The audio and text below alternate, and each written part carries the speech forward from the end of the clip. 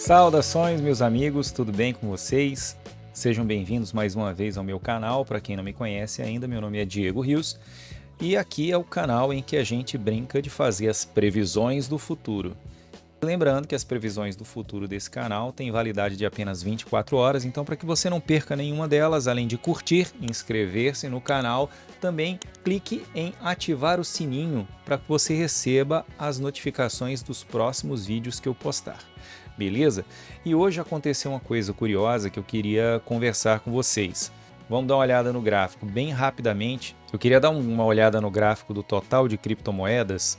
Eu sei que eu tenho falado em correção e eu espero uma correção porque é uma coisa muito natural de acontecer, né? Nenhum ativo sobe para sempre sem que ele corrija. Só que algumas coisas têm mexido com as análises de todo mundo, né, que esperam a correção e que tem provocado um FOMO, um medo das pessoas ficarem de fora. O que a gente está vendo hoje é uma barra que está representando mais de 4% de aumento do total market cap. Nós chegamos a muito mais, desde a abertura a gente chegou a mais de 6%, quase 7%. Mais precisamente ao meio-dia a gente ensaiou uma queda. Ela perdeu a média 14 no gráfico de 1 hora, segurou na de 35 e voltou rapidamente.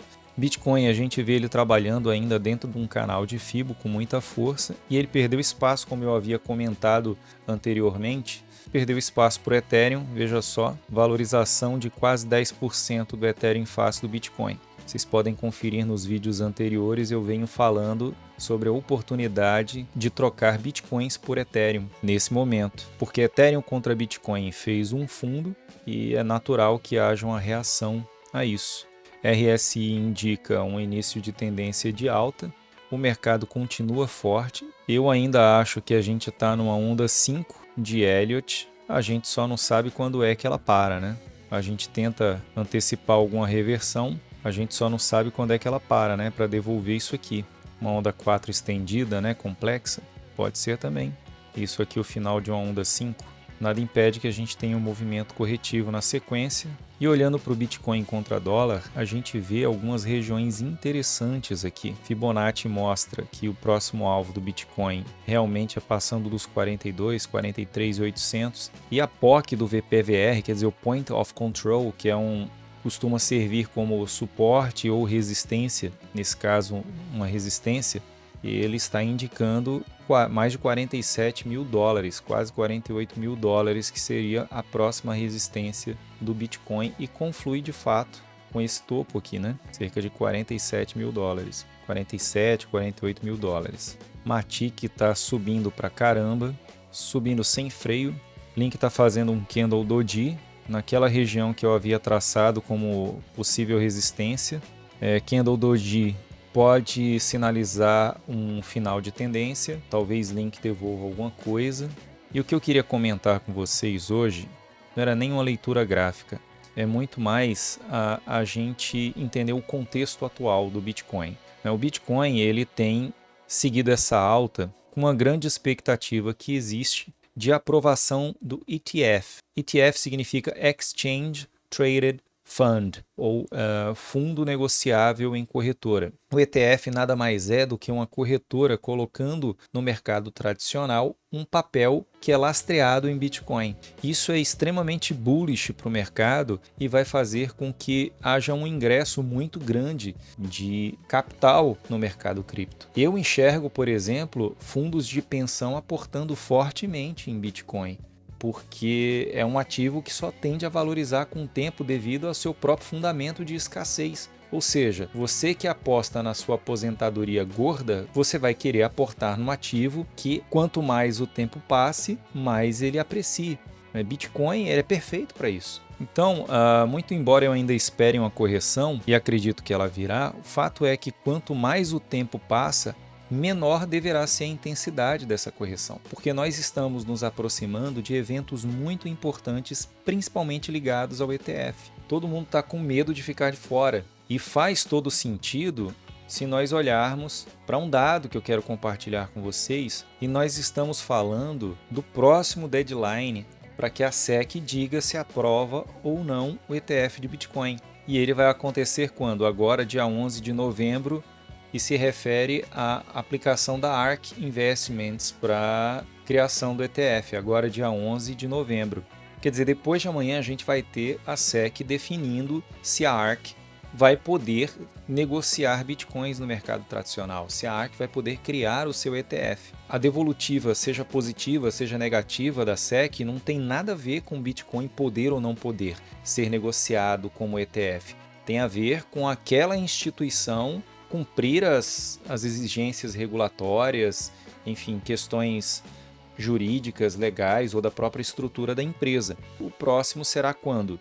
Dia 21 da Global X, nós teremos a Bitwise e a BlackRock nos dias 14 e 15 de janeiro do ano que vem, respectivamente.